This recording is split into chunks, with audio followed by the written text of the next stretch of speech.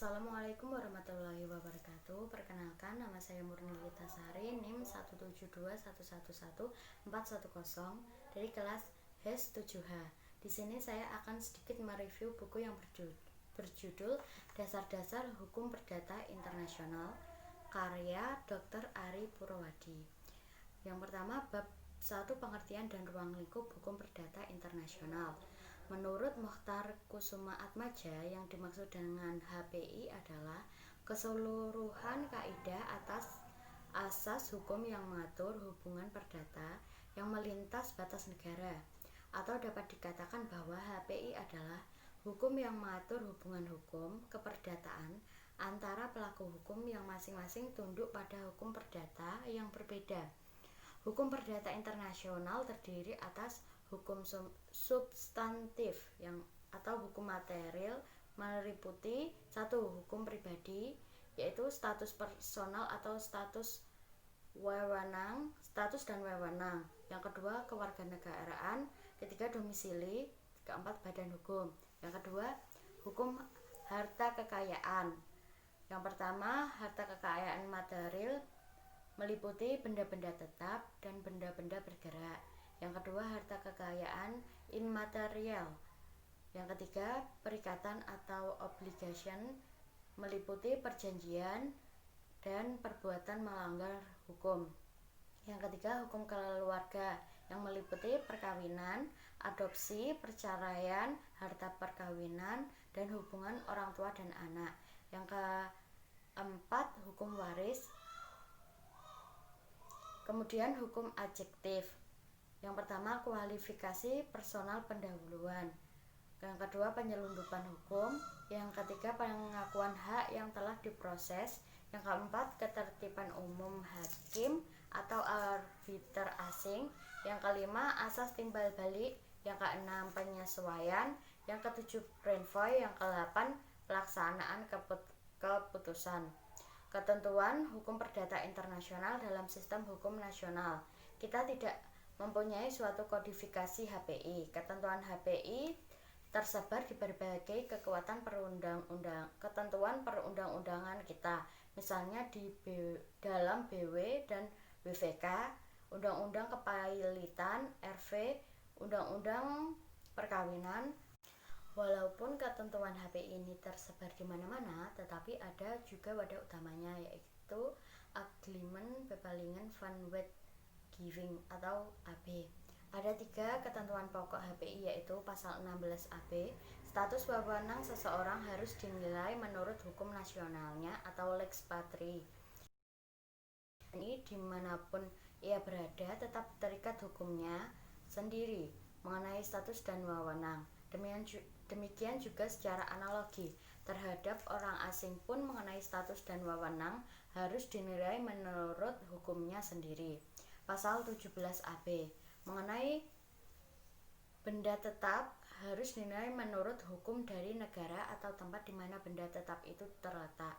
Pasal 18 AB, bentuk tindakan hukum dinilai menurut hukum di mana tindakan itu dilakukan.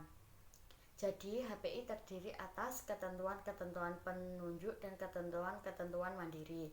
Pasal 945 ayat 1 BW sebenarnya mengandung kedua ketentuan tersebut sekaligus, yaitu harus ada ketentuan otentik atau ketentuan mandiri. Yang kedua, formalitas menurut hukum di tempat pembuatannya atau ketentuan penunjuk. HPI mulai bekerja bila suatu perkara ternyata mengandung unsur asing, dan di dalam menghadapi kasus demikian ada kalanya hukum asing diterapkan. Bab kedua yaitu sejarah umum HPI. Yang pertama, masa kekaisaran Romawi pada abad ke-2 sebelum Masehi sampai dengan abad ke-6 sesudah Masehi. Asas HPI yang tumbuh dan berkembang pada masa ini dan menjadi asas penting dalam HPI modern yaitu: pertama, asas lex recitae atau lex situs, yang berarti perkara-perkara menyangkut benda-benda tidak bergerak tunduk pada hukum dari tempat di mana benda itu bergerak atau terletak. Yang kedua, asas lex domisili yang menetapkan bahwa hak dan kewajiban perorangan harus diatur oleh hukum dari tempat seseorang berkediaman tetap. Dalam hukum Romawi, kedudukan seseorang dapat dikaitkan dengan dua titik taut, yaitu origo dan domisili. Yang ketiga, asas lex loci contractus menetapkan bahwa perjanjian yang melibatkan pihak-pihak warga dari provinsi yang berbeda berlaku hukum dari tempat pembuatan perjanjian. Kemudian masa pertumbuhan asas personal HPI pada abad ke-6 sampai dengan abad ke-10. Pada masa ini tumbuh beberapa prinsip HPI yang dibuat atas dasar asas genealogis adalah: yang pertama, asas umum yang menetapkan bahwa dalam setiap proses penyelesaian sengketa hukum, hukum yang digunakan adalah hukum dari pihak tergugat. Yang kedua, penetapan kemampuan untuk membuat perjanjian bagi seseorang harus dilakukan berdasarkan hukum personal dari masing-masing pihak. Yang ketiga, proses pewarisan harus dilangsungkan berdasarkan hukum personal dari pihak pewaris. Yang keempat, peralihan hak milik atas benda harus dilaksanakan sesuai dengan hukum dari pihak transferor. Yang kelima, penyelesaian perkara tentang perbuatan melanggar hukum harus dilakukan berdasarkan hukum dari pihak pelaku perbuatan yang melanggar hukum. Yang keenam, pengesahan suatu perkawinan harus dilakukan berdasarkan hukum dari pihak suami. Pertumbuhan yang selanjutnya yaitu pertumbuhan asas teritorial pada abad ke-11 sampai abad ke-12 di Italia. Keadaan masyarakat pada periode ini merupakan kebalikan dari periode sebelumnya. Sistem personal yang berlangsung sampai akhir abad ke-10 zaman barbar lambat laun berganti menjadi sistem teritorial kembali. Pertumbuhan asas personal genealogis semakin sulit untuk dipertahankan mengingat terjadinya transformasi struktur masyarakat yang semakin condong ke arah masyarakat teritorialistik di seluruh wilayah Eropa. Melalui proses transformasi itu tumbuh perbedaan di dua kawasan Eropa, yaitu pertumbuhan di Eropa Utara dan pertumbuhan di Eropa Selatan. Selanjutnya, pertumbuhan teori statuta di Italia pada abad ke-13 sampai dengan abad ke-15. Yang selanjutnya, perkembangan teori statuta di Prancis abad ke-16. Selanjutnya teori statuta Belanda abad ke-17 dan teori HPI universal abad ke-19. Bab 3, kualifikasi. Di dalam HPI, kualifikasi menjadi lebih penting lagi karena berkaitan dengan adanya kewajiban untuk memilih salah satu sistem hukum yang relevan dengan kasus yang dihadapi. Kualifikasi dalam HPI juga diperlukan karena fakta-fakta harus berada di bawah kategori hukum tertentu, sehingga fakta-fakta diklasifikasikan dimasukkan ke dalam pengertian hukum yang ada. Dalam HPI, selain fakta yang dikualifikasikan, juga kaidah hukum juga perlu dikualifikasikan. 3 teori kualifikasi yang berkembang dalam HPI, yakni yang pertama teori kualifikasi, yang kedua teori kualifikasi menurut Lex Causse, dan ketiga teori kualifikasi yang dilakukan secara otonom.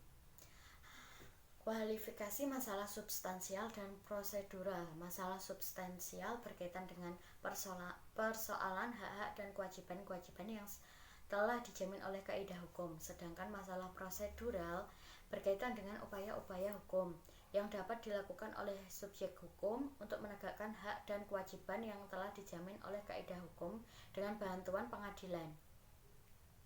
Bab ke-4, titik taut.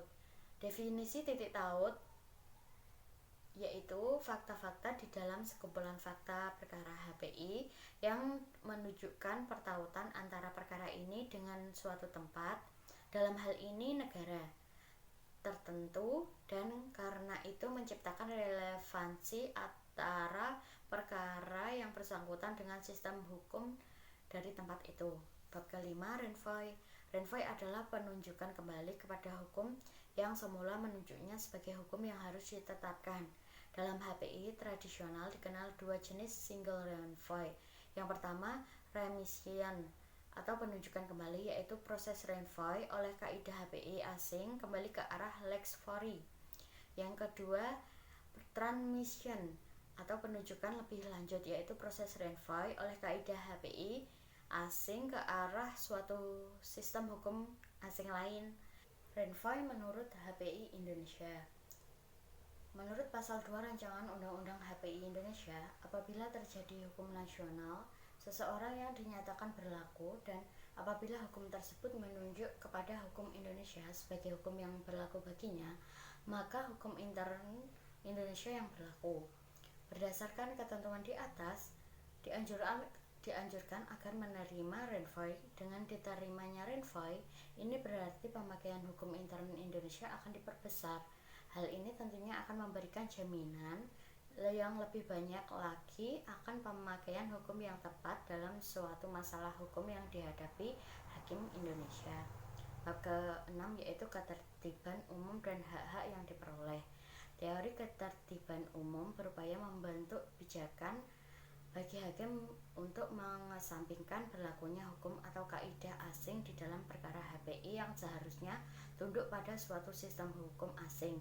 Sedangkan teori hak-hak yang diperoleh hendak memberikan pijakan bagi forum untuk mengakui berlakunya kaidah atau hak-hak yang tertib berdasarkan hukum asing. Bab ke-7 yaitu status personal. Status personal adalah kondisi atau keadaan suatu pribadi dalam hukum yang diberikan atau diakui oleh negara untuk mengamankan dan melindungi lembaga-lembaganya.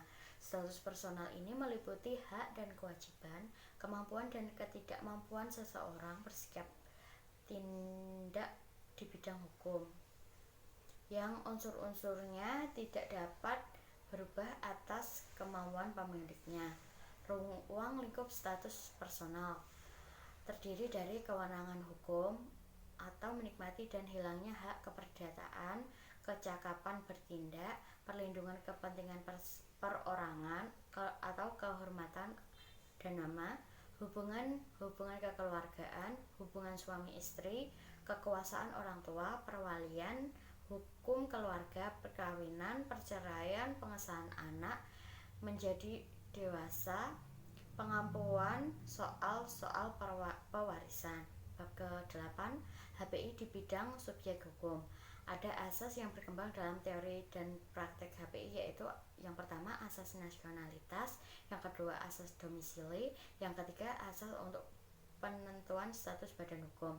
Yang kesembilan HPI di bidang perkawinan. Perkawinan internasional adalah perkawinan yang mengandung unsur asing, yaitu perkawinan yang terjadi antara WNI dan WNA yang di dalam Undang-Undang Nomor 1 Tahun 1974 tentang perkawinan, disingkat UUP, dikenal dengan istilah perkawinan campuran. Dan juga mungkin perkawinan antara dua orang WNI yang dilangsungkan di luar negeri. Yang selanjutnya yaitu bab ke-10 HPI di bidang hukum kontrak. Persoalan HPI di bidang hukum kontrak adalah penentuan the proper law of contract, yaitu hukum yang seyogianya diberlakukan untuk mengatur masalah-masalah yang ada di dalam suatu kontrak. Yang kedua, teori HPI di bidang hukum kontrak berbicara upaya untuk menetapkan the proper law of contract. Yang ke-11 yaitu perbuatan melanggar hukum di bidang HPI. Pasal 1365 dan pasal 1366 BW mengatur tentang tuntutan ganti rugi akibat adanya perbuatan melawan hukum. Namun kedua pasal tersebut tidak menyebutkan apa yang dimaksud dengan perbuatan melanggar hukum. Unsur perbuatan melanggar hukum dalam ketentuan pasal 1365 BW sebagai berikut. Yang pertama ada suatu perbuatan, yang kedua perbuatan itu melanggar hukum, ketiga ada kesalahan pelaku, keempat ada kerugian bagi korban, kelima ada hubungan kausal antara perbuatan dengan kerugian. Bab yang terakhir yaitu interest analysis theory. Yang dimaksud dengan interest adalah governmental interest yang sistem hukumnya relevan dengan pokok perkara. Untuk memperlakukan hukumnya dalam penyelesaian pokok perkara yang dapat disimpulkan dari kebijakan hukum di dalam kaidah hukum lokal yang bersangkutan, teori ini bersifat teritorialistik dan bertitik lokal dari asumsi bahwa sistem hukum yang seharusnya menjadi lex causa adalah lex fori. Keputusan forum untuk menyampingkan lex fori dan mengganti dengan hukum asing hanya dapat dilakukan setelah dilakukan analisis secara case by case approach dengan mempertimbangkan policy dan interest dari negara-negara lain yang sistem hukumnya relevan dengan pokok. Demikian tadi sedikit review dari buku Dasar-Dasar Hukum Perdata Internasional karya Arif Purwadi. Buku ini sangat membantu mahasiswa terkait dengan pemahaman mengenai dasar-dasar hukum perdata internasional. Sekian review buku dari saya. Apabila ada kekurangan, saya mohon maaf. Wassalamualaikum warahmatullahi wabarakatuh.